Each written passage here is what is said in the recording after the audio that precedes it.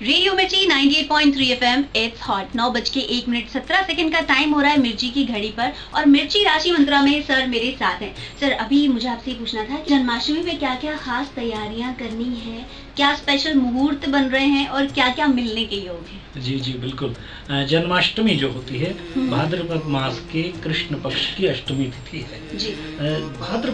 जन्माष्टमी जो होती है इसमें सबसे इम्पोर्टेंट होता है मुहूर्त, मतलब कि जन्माष्टमी है किस दिन।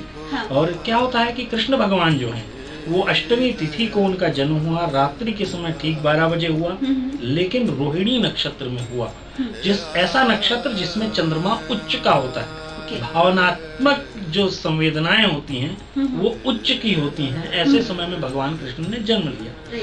तो सारे के सारे पंचांगों में ये देखा जाता है कि बेसिकली वो पूरा का पूरा एक साथ पढ़ रहा है या नहीं। हाँ। उसका समाधान भी दिया है बहुत सारे ग्रंथों में। हाँ। समाधान ये है कि यदि रोहिणी नक्षत्र और अष्टमी तिथि एक साथ ना पढ़ रहे हैं, हाँ। तो अष्टमी तिथि जिस रात्रि को पड़ रही है उसके दूसरे दिन जन्माष्टमी मनाई जाती है। इस बार जो अष्टमी तिथि है रात्रि को, जैसे कि मैं देख पा रहा हूँ, 9 तारीख की रात्रि को पूरी अष्टमी तिथि है। 10 तारीख को दोपहर तक लगभग 1:15 बजे तक अष्टमी तिथि है, इसलिए 10 तारीख को जन्माष्टमी जो मनाई जाएगी। 10 तारीख को भगवान कृष्ण का जन्मोत्सव मनाया जाएगा। और जहाँ तक मुहूर्त की बात है तो ठीक रात को 12 बजे ही मनाया जाता है। लेकिन कृष्ण भगवान जो हैं वो तापत्रय विनाशाय कहा गया है उनको। मतलब मनुष्य के 3 तरह के ताप, आदि दैहिक, आदि दैविक और आदि भौतिक।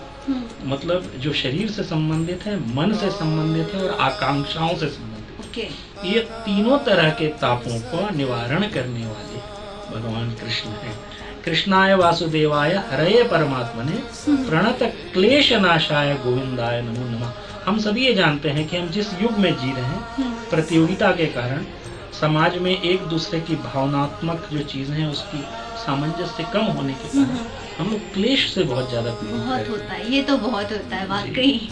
कृष्ण भगवान जो है क्लेश से मुक्ति दिलाने वाले देव हमको ये सिखाते हैं कि किस तरह से आप दूसरों की खुशी में भी प्रसन्न हो सकते हैं।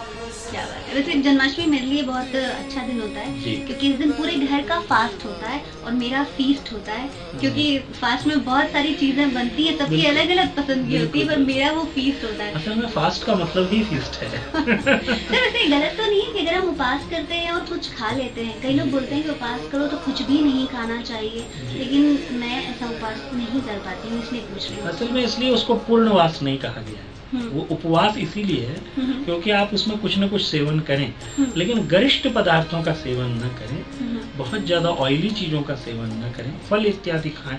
मैं तो हर किसी को कहता हूँ कि शारीरिक सामर्थ्य और उपवास ये दोनों का बहुत ज्यादा संबंध है। यदि आपका शरीर आपको परमिट करता है जरूर कीजिए, नहीं करता है बिल्कुल मत कीजिए।